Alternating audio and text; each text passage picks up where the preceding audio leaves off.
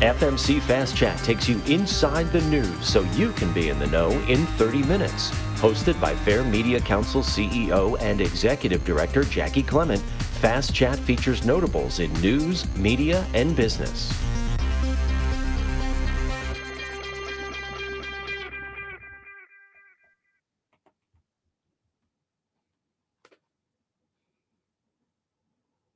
Hi, everyone. Thank you for joining us today.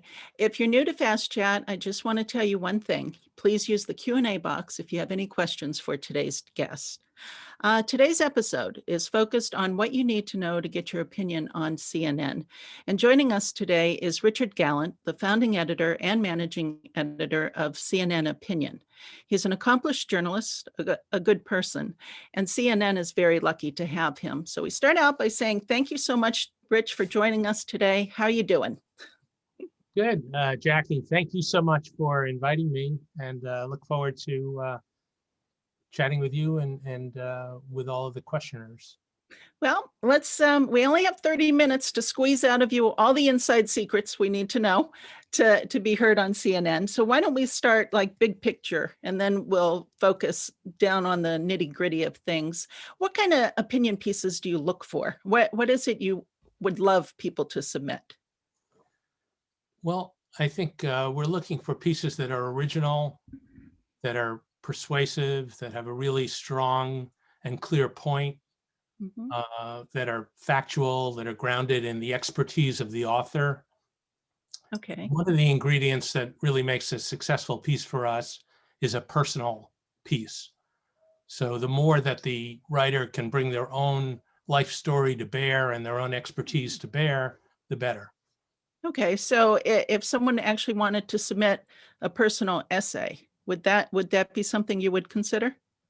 Absolutely. Some of our most viral content lately has been in the form of personal essays. Okay, all right. And are there any particular topics that either you would love to see more of, or maybe you get too much of in particular subjects? Yeah, we're very open on the range of topics.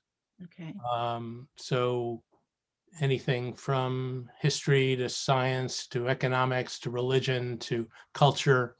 For the last 4 or 5 years, a lot of our focus has been on politics, with a heightened interest in politics around the country.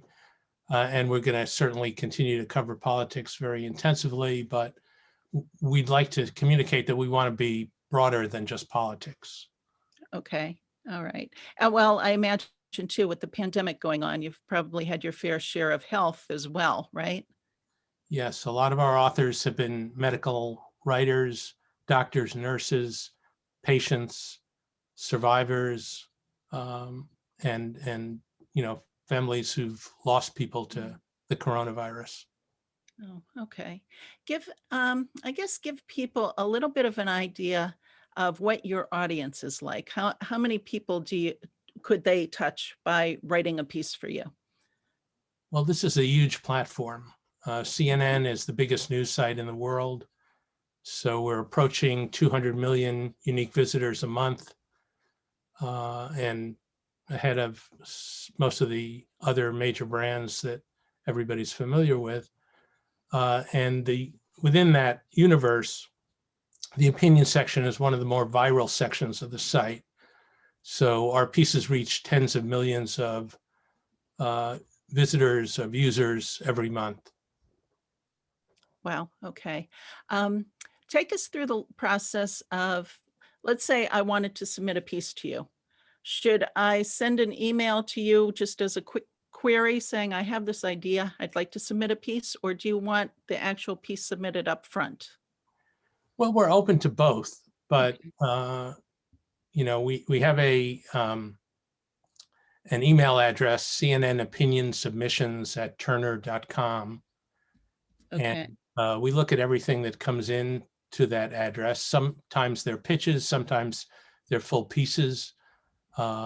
We are not really able, because of the volume, to get back to every submission. But if you don't hear back within 3 or so days, then you can assume that we've passed on it. Okay.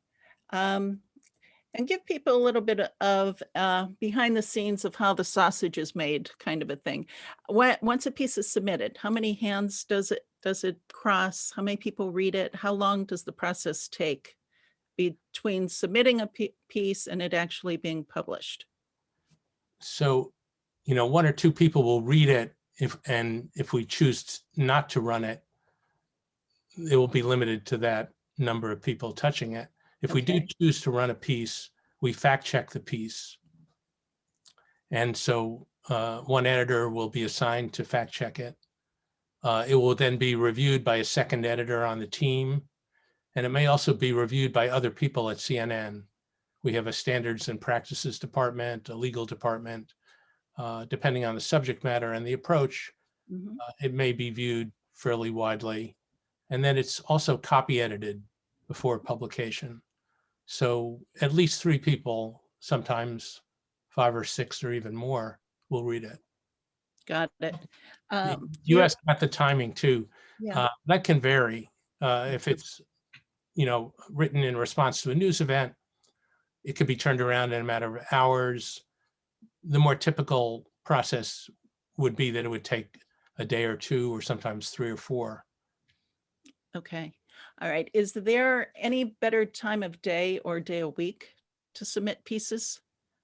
Not really. We're a 24/7 operation, so we're always looking at them.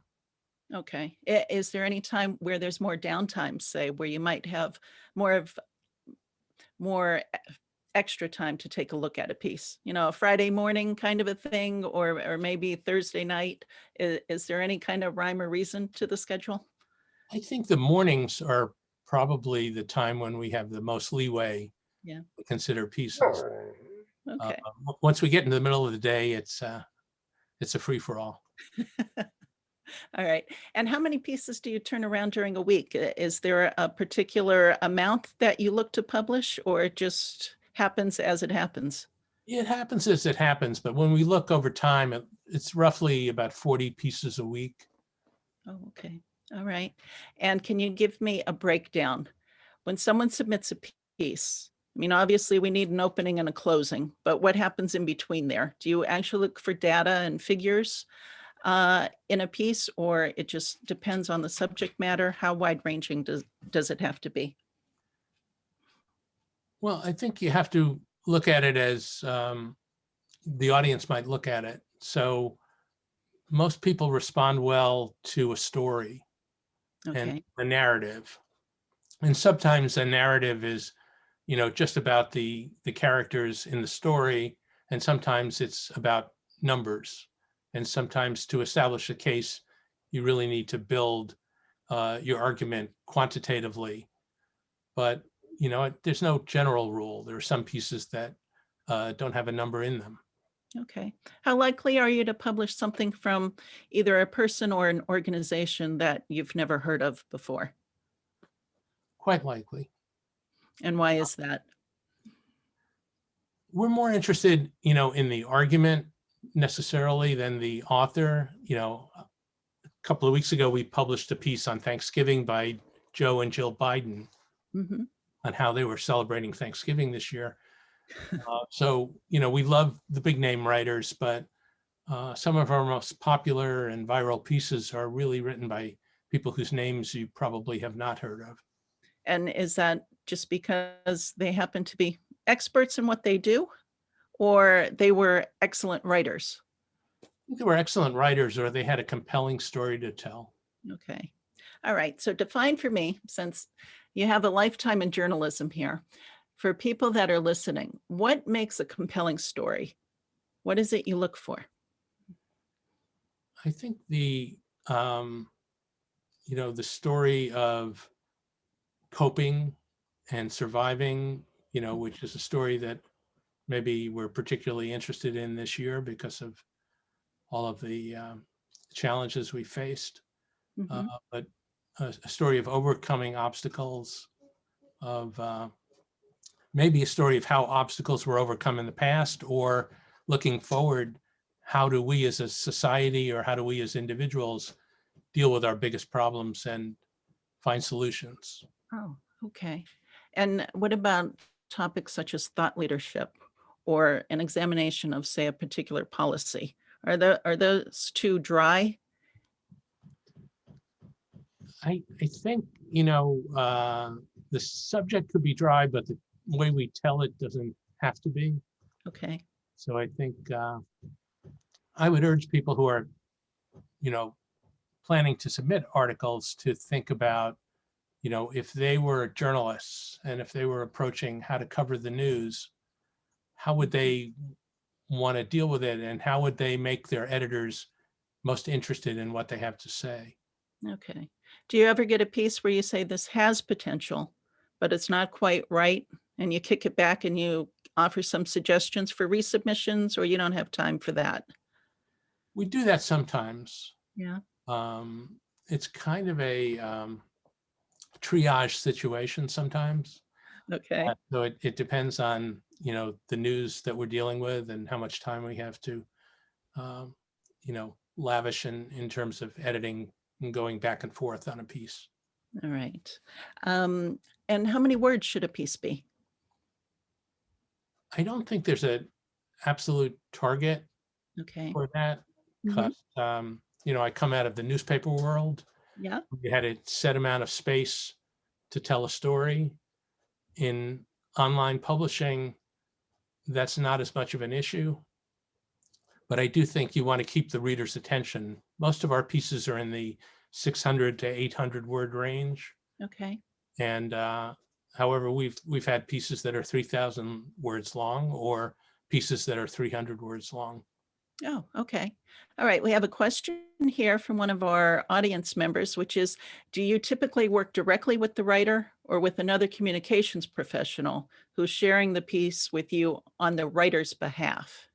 So do you work with the middleman, or do you want to work directly with the writer on the piece? We'll want to have a level of confidence, and a connection to the writer, but it's not infrequent for us to have a communications professional who's, facilitating the conversation back and forth. Okay. All right. And another question we have here is, what makes a CNN opinion piece different from an op-ed in a newspaper? I think they're very similar. The one difference between us and a newspaper opinion section is that we don't have a editorial position of our own. CNN is not trying to be centrist or leftist or right wing or libertarian or progressive. We are seeking to sort of foster a conversation among all parties. Okay. So you may not come to us to reach a specific ideological slice of the population, but you are hopefully reaching the broad width of the population. Okay. And what about artwork? Do you want people to submit art with the piece, or does it matter? We're open to that. And Yeah. we're also open to non-traditional kinds of submissions. So not everything has to be a 800 word written op-ed. It could be a poem. It could be a video. It could be artwork with very minimal text. So we're happy to consider all kinds of submissions. Oh, wow. Okay. What comes to mind as one of your favorite pieces? Is there anything that stands out in your mind? We've had, going back to some of the personal essays you mentioned, we have one today from a restaurant owner who sadly had to close down her landmark restaurant, and in the process decided that donating all of their supplies and the remains of the restaurant to a church would make it particularly meaningful at this time. So that's what she did. And she tells the story of why. We had a piece recently from a woman who had been arrested on a unjustified shoplifting charge for shoplifting a few batteries. It turned out to be completely unjustified, and she produced the receipt for them. And it was an example of a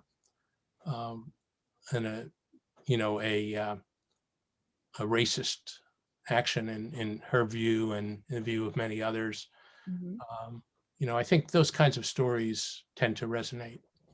Okay, all right. So if you could ask people,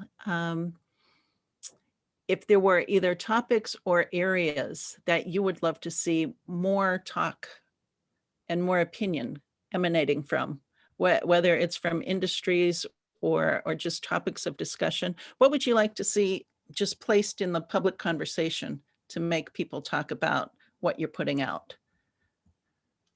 I think, more solutions to the problems that we all know we have, whether it's in public health, um, economic distress, inequality, um, issues about democracy and, enhancing our society's ability to solve problems.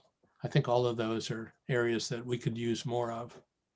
Okay. Well, now that we're leading up to an inauguration coming up, I imagine you'll be getting a lot of politically charged opinions rolling in, right? Yeah. It's, an interesting moment and sort of an opportunity to see how the conversation changes. Mhm. I think, on the 2016 election happened, there was never a breather in the world of politics. We went from the 2016 election to the transition to the Trump administration, to the election in 2018, to the election in 2020, at sort of a very high pitch of excitement, interest, controversy. And I think 2021 will show us whether that is now a permanent feature or whether that was, a moment in time. Okay. All right. Another question here is uh, on the topic of COVID fatigue, which is a term we've been hearing a lot lately. Are pieces related to COVID getting tired, or is it still a compelling topic from your perspective? I think it's still, issue number one on most people's agenda right now, because it's still affecting all of us in very personal ways. But I do think, there are questions about, whether you would find as much interest in the, some of the basics of the story as maybe people had in the spring. And yet it's moving on. So I think the new area of huge interest, obviously, is vaccines. And I think so much of the conversation is going to be around coverage of vaccines and issues around people's acceptance of vaccines. So I think it's sort of renewing because unfortunately the pandemic is far from going away. Okay. And then on the topic of original content, if they submit something to you, is it something that they could not have submitted anywhere else? I think it's okay to submit to other places, but we prefer it if the writers let us know whether or not they're submitting it exclusively or if they're submitting it elsewhere. Okay. That's fair enough. All right. So take us on the flip side of it. What kind of pet peeves are there that come into play when people submit stuff that is just not something they should be submitting? What is it that you open your email and you just kind of shake your head and say, no, no, no, you don't understand what this is about? Give some people pointers on what not to do. Well, I think it's important to think about, giving us reasons why we should run a piece. And oftentimes we'll get a piece from somebody who is promoting their own business. Okay. And really, of course, we get pieces from authors who have a new book that they want to promote, or, artists who may have a movie they want to promote. And that's fine. And we understand if somebody is running a business and they have a terrific idea and, well, running that piece might help their business, which is great. But if it only exists, if the only reason to write it is to promote your business, it's not going to be particularly appealing to opinion editors. And I think I could speak for opinion editors more generally around not just CNN, but around the industry. Okay. And what about if it's something where you actually see there's a kernel within a whole piece that you like, but you don't like the piece itself? Is that too much work? And you just throw it back and say maybe another time, or do you actually say let's flesh this out and devote some real time into it? I think there are times when we'll do that, when we'll see the promise of a piece and see that the author didn't quite get it right and give them an opportunity to resubmit it. Okay. I wish we could do that more regularly, but, we have to, basically use our resources the best way we can. Okay. So how competitive is it to be published by CNN? It's pretty competitive. We get hundreds of submissions and have to basically winnow it down to a very small number. And we publish pieces that we have commissioned beyond, the universe of submissions into us. We are also going out and looking for writers and experts on topics, and we have CNN contributors who write for us. So Okay. our output is not just from the pool of submissions that we get. Okay. So what does someone need to do to get on that list where it's Rich Gallant calling saying, can you give me your opinion on this? What do they have to do? I think the more they build a network and the more respected they are within their industry and their community, the better the chances are. But, we're always happy to hear about people who think they have a special expertise that they can bring to bear. Okay. Are there any topics that are just not on the table from your perspective? Things that you just won't touch? No. No? Okay. Let's see. We have a question here. Do you prefer to receive a fully composed piece first, or to receive a pitch first? Do you take pitches? We do take pitches, and we'll look at pitches and we'll look at fully written pieces. We don't really have a strong preference. Okay. With a pitch, do you want to know the background on the writer or the person who would ultimately be submitting the piece? Definitely. Okay. All right. So it's good to know that they would need to submit that information. Let me see if we have another question here. Yeah, I should add, sometimes we'll get a pitch from a public relations person and it won't be clear who the client is. Okay. And I think that is of great value to know, why are you submitting this piece and who are you representing? Okay. Any other advice for PR agency types in general?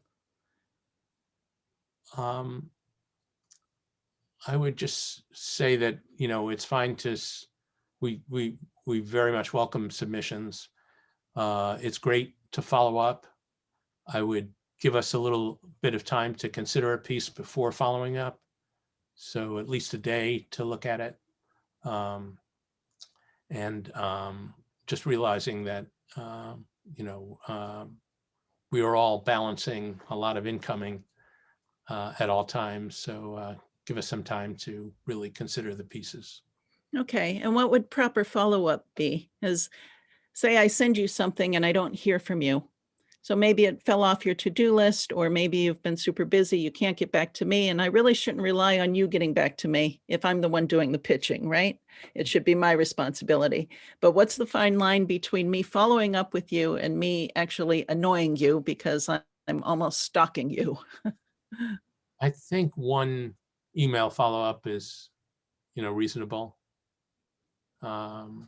And, in certain special circumstances, if that doesn't work, maybe a second follow-up, but it doesn't, usually help a lot to follow up multiple times.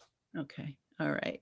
And then what about the difference between pieces with an actual news hook and things that we might consider more evergreen that you could just kind of publish anytime, or maybe around a particular time of year. I mean, with the holidays coming up, do you really want to see some pieces related to the holidays? And do you kind of put feelers out there earlier in the year and say, this is coming up, set your calendars, Yeah. submit, that sort of We, thing? yeah, we try to get in advance of the things that we can plan. So 90% of what we deal with is unplanned. We're reacting to things that happen. That 10% where we can actually think of, the inauguration or the Super Bowl or Martin Luther King Day or, whatever event that's on the calendar. We want to make those plans as early as possible. So we will get, basically the Friday before Labor Day, we'll get a rush of submissions. We'll get 6 pieces for Labor Day, but Okay. that's really too late. We knew Labor Day was coming, so it'd be great to hear those ideas much sooner. Okay. All right. Here's another question. Do you pay for pieces you publish? Yes. Okay. How many weeks or months in advance can someone submit if the topic is something that will be coming up in the future, like Labor Day? As far in advance as possible. Oh, okay. Yeah. Interesting.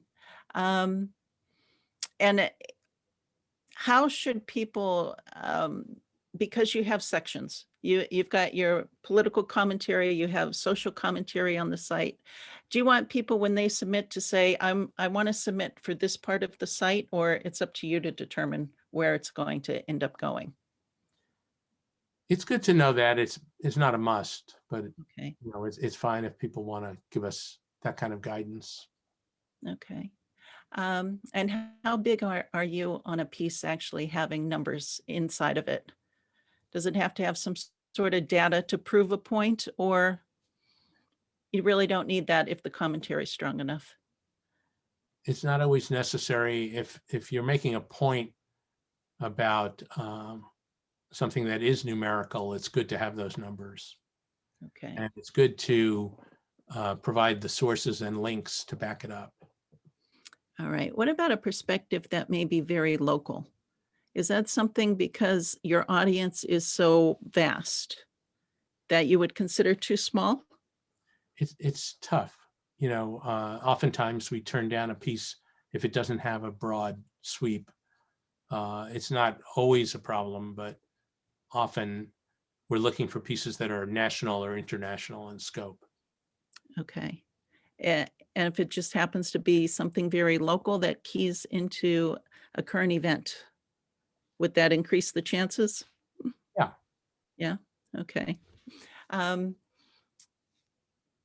Are there any cases where if someone submits a written opinion, they end up actually being part of the broadcast portion of CNN? Yes, I'm glad you asked about that. We share all of our opinion pieces with our colleagues on the TV side, the bookers, the executive producers. So they will frequently book writers to go on air and talk about their pieces. There's no guarantee of that, but we do have that line of communication. And it's great to see when somebody can not only be on our website, but also on air. Okay. Does it ever work in the reverse where they've been on air and maybe you've seen them and gone after them for a written piece? Absolutely. Okay. All right. That's interesting to know that you're so closely working together. Yeah. Because lots of times there's that wall in between what happens between one department and another department. So how many people do you have working within your area in total? We have a group of 10. Okay. All right. And does it matter what their background is, or it just sort of the flow is who's ever available to read a piece is who reads the piece? To some extent, we're all generalists, but we do have people who are specializing in political commentary and social commentary, in science and medicine. So we do try to take advantage of people's backgrounds and expertise. Okay. So give me an idea what your typical day is like. Do you do a lot of reading of the pieces yourself? I do. And it's a combination of editing, uh, meeting with our team, writing our newsletter. We have a Sunday wrap-up newsletter that people can sign up for of the best op-eds of the week. You can go to our CNN Opinion Twitter account and see the sign-up form. Okay. Well, that's good to know. Um, and what kind of schedule do you work on? Do you do sort of a budget meeting like you would in the old print days in the morning to determine what you're doing for the rest of the day, or how does that work? Yeah, we have, we listen in and participate in the network-wide digital meeting and the network television digital meeting. And then we have our team meeting mid-morning, and we talk about the writers that we want to go after, the topics that we want to go after. And then we have an afternoon meeting to kind of take stock and see where we are and do some planning for the next day. Okay. So how often is it by the afternoon what you plan for the meeting is completely shot and you're trying something completely different? Does that happen often? It happens quite a bit, so we have to be flexible. Okay. So on average, what kind of work schedule would you say you have? I mean, it's not 9 to 5, obviously. Yeah. So give people an idea of, when you start the day, when you end the day. Oh, usually for me, it's a day that starts a little bit before 8 a.m. and ends around 6, but with a need to be available often when news breaks at other times. Okay. All right. And now with COVID, how are you folks working? We're fully remote, as is most of CNN Digital, and we're planning to be remote at least until July, and we'll see what the guidance is after that. Okay. All right. And we are actually out of time already. See how fast that went? So I thank you very much for your time. And I hope everyone, Rich in the beginning, he did give out an email address for submissions, which is cnnopinionsubmissions@turner.com. That's correct, right, Rich? That's right. Okay. And I would suggest you let him know you saw him on Fast Chat in with your pitch. That might make him more favorable to what you're pitching. At least we can try, right? Just before we close off, 1 or 2 pieces of advice for people that may be pitching you for the first time. What do you suggest? Think like a journalist. Think about what you can offer that editors will be looking for. Okay. Thank you so much. Thank you.